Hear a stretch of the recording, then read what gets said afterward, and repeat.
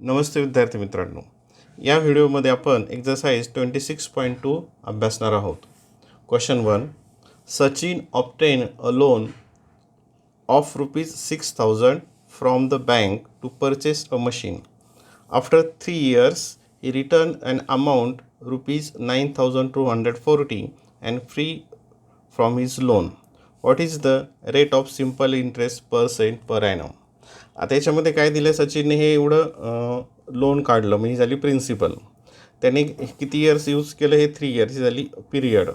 आणि त्याने काय केलं, एवढी अमाऊंट रिटर्न केली, ही झाली अमाऊंट. आणि काय काढायचं आपल्याला, इथं रेट काढायचा आहे. काय काढायचं आहे, रेट. आता रेटचा फॉर्म्युला तुम्हाला माहीत आहे. रेटचा formula simple interest into 100 upon principal into period. आता इथं इंटरेस्ट किती येईल, इथंच घेऊयात आपण. अमाऊंट मायनस प्रिन्सिपल किती येईल ते, हे याच्यामधून हे सबट्रॅक्ट केलं, हे 0, 4 - 0 4, हे 2 आणि 9 - 6 हे 3. हे काय झाला, इंटरेस्ट झाला. हा इंटरेस्ट झाला. आता इथं व्हॅल्यूज ठेवूयात. 3240 into 100 upon principal 6,000 into period 3 years. 0 0 0 0 हे 0 0, काय उरलं खाली, 324 अपॉन 6 इंटू 3. 3 1 जा 3, हे 0 अँड 3 8 जा 24, 108 अपॉन 6 इक्वल्स टू 6 1 जा 6 अँड 6 8 जा 48, 18%. Option number 1. Option 1. Question number 2. ₹10,000 at rate 10% per annum. Simple interest become an amount 13,000 in 3 years.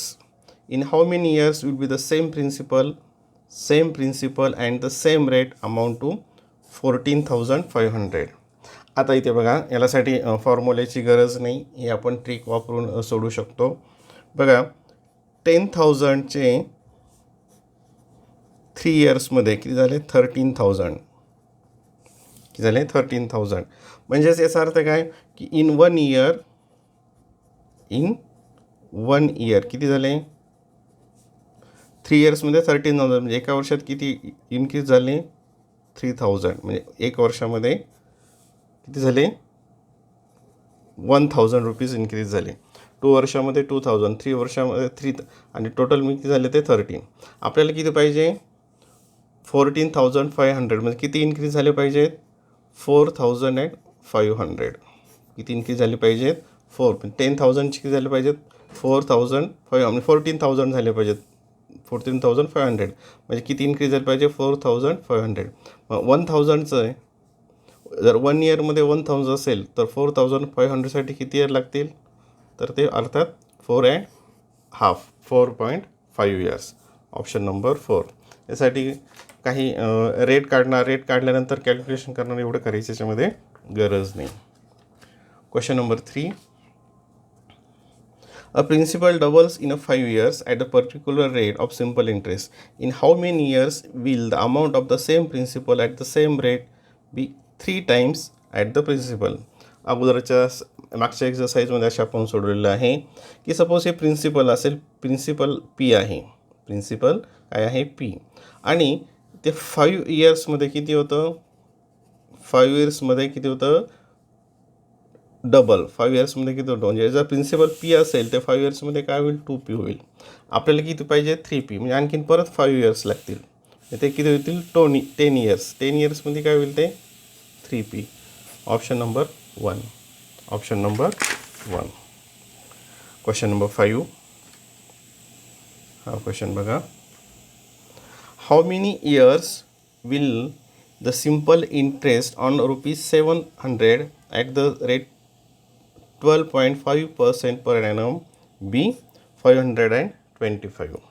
आता बघा, याच्यामध्ये काय आहे, ही 700 काय झालं या ठिकाणी, प्रिन्सिपल. हाऊ मेनी इयर्स, आपल्या हाऊ मेनी इयर्स म्हणजे काय करायचं, एन काढायचं आहे. Will be simple interest on ₹700 at the rate, हा रेट झाला, विल बी 5 to 5, 5 to 5 हे काय होईल, त्याचं सिम्पल इंटरेस्ट असेल, सिम्पल इंटरेस्ट होईल 5 to 5. आणि काय काढायचं आहे या ठिकाणी n. मग सरळ सरळ आपण फॉर्म्युला घेऊयात. n इक्वल्स टू, आता फॉर्म्युला लिहायची गरज नाही, तुम्हाला पाठ आहे. Simple interest 5 to 5 into 100 divided by principal into rate. Rate काय आहे 12.5. रेट काय आहे 12.5.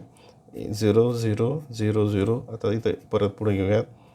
5 to 5 अपॉन 7 इंटू 12.5. थोडं हे झालं ते 12.5. आता इथं 7ने काय करूयात, याला आपण डिवाइड करूयात. 7 1 7, 7 7 49, इथं 3, 7 5 35. इथं आता हे पॉईंट आहे, हे काढायचं असेल तर काय झालं, तर वर 10ने मल्टिप्लाय करावं लागेल, म्हणजे 750 अपॉन 125. आता हे 25ने डिवाइड केलं, 25 5 25 3 30 अपॉन 5. 30 अपॉन 5 म्हणजेच काय आलं मग ते इक्वल्स टू 6. म्हणजे पिरियड किती आलं हे 6 इयर्स. Next question. हा क्वेश्चन केअरफुली बघा. Among the following option which plan would be economic for the housing loan. आता इथं काही प्लॅन दिलेले आहेत, त्यातला कोणता आपल्याला होम लोन घ्यायचं असेल, हाऊसिंग लोन असेल तर तो इकॉनॉमिकल असेल, स्वस्त असेल. म्हणजे त्यासाठी आपल्याला काय पाहिजे, रेट जो आहे हा रेट सर्वात कमी पाहिजे, आणि ज्याचा रेट कमी असेल ते आपल्याला काय असेल, आपल्यासाठी फायदेशीर असेल. आता इथं interest on ₹60 on principal 250 for 1.5 years. मग या ठिकाणी पहिल्याचा तर रेट काय असेल बघा. आता रेट इक्वल्स टू, सगळ्यांचे रेट बघावं लागतील आपल्याला. 60 into 100, simple interest into 100. Principal काय आहे 250 इंटू 1.5 म्हणजे काय 1.5 years. 1.5 years बघा. हे 0 तो कॅन्सल झालं. इथे 5 5 25, इथं 5 2 इथं पुढे इथं परत काय होईल, आता हे 60 इंटू 2 अपॉन 5 इंटू 1.5. 5 1 5 आणि हे काय येईल 5 12 इक्वल्स टू किती येतं ते 12 इंटू, आता हे 10ने मल्टिप्लाय करायचं, मी तर काय येईल 20 अपॉन 15. 15 5 3 5 4 3 1 3 3 4 किती आलं ते 16%. हा पहिल्याचा रेट आला 16%.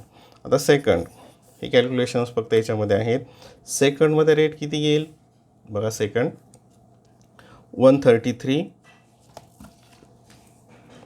थोडं कलर 133 इंटू 100 अपॉन प्रिन्सिपल किती आहे इथं 700 इंटू इयर्स काय आहे 2. बघा 0 0 0 0, हे 7ने इथं हे कॅन्सल केलं. 7 1 7, इथं किती होतील मग 6, 7 1 7 अँड 7 9 63. हे 19 अपॉन 2 आलं. 19 अपॉन 2ने केलं तर काय येईल ते मग 9 2 9 18.5. पहिल्याचा रेट आला 16, दुसऱ्याचा आला 9.5. आता नंबर 3 बघूयात. थर्डचा किती रेट येतो आहे. रेट इक्वल्स टू इंटरेस्ट आहे 28, प्रिन्सिपल 28 इंटू 100. प्रिन्सिपल किती आहे 70 इंटू 5 years. हे 0 कॅन्सल झालं. 7 1 7 7 4 या ठिकाणी किती उरेल 10 इंटू हे 5 1 5 5 2 ते किती आलं 8% आलं. किती आलं हे 8%. आणि 4चं किती येईल आता rate equals to 74 into 100, simple interest into 100 upon principal 500 into 2. हे आलं 0 0 0 0. आता इथे हे 2ने इथं डिवाइड करूयात. ते किती येईल आता 2 1 2 2 2 3 हे 37 येईल. आणि इथे हे 5 आणि 5ने 37ला डिवाइड केलं ते किती येईल ते 5 5 5 7 35 कॅरी 2 अँड 5 4 20, 5 4 20, 7.4. आता इथं मिनिमम रेट कुठं आहे तर या ठिकाणी आहे. म्हणजे कोणतं आपल्याला इकॉनॉमिकल राहील तर ऑप्शन नंबर 4 या जर रेटनी आपण जर लोन घेतलं तर ते आपल्यासाठी फायदेशीर राहील. Next question. Anuradha deposited 15,000 in a bank for 3 years at simple interest. If she received 24,000 at the end of the period, then find the rate of the interest. Easy आहे, हे एक्झामला पण विचारलेलं आहे. म्हणजे अगोदरचे जे सोडवले त्याच्यामधलं हे त्या तुलनेत हे बरंचसं इझी आहे. आता आपल्याला काय करायचं आहे, रेट बघा, rate equals to simple interest into 100. आता ते डिपॉझिट केले होते 15,000, रिसिव्ड किती झाले 24,000, म्हणजेच तिला याच्यातून इंटरेस्ट किती मिळाला 24,000 मायनस 15,000, ते काय येईल मग 9,000 इंटू 100. किती डिपॉझिट केले होते प्रिन्सिपल 15,000 आणि पिरियड किती आहे 3. 0 हे 0 कॅन्सल, हे 0 आणि हे 0 कॅन्सल, हे आलं 15 1 15, 15 6 60, 60 upon 3 equals to 20% per annum. 20% per annum. Option number 1. Question number 7. What is the principle if it is amounts 3,528 at 5% per annum compound interest of 2 years? आता इथे काय विचारलं आहे, कंपाऊंड इंटरेस्टचं हे एक्झाम्पल आहे. आता इथं काय काढायचं आहे आपल्याला, या ठिकाणी अमाऊंट काढायची आहे, म्हणजे प्रिन्सिपल काढायची. If what is the principal, P काढायचं आहे.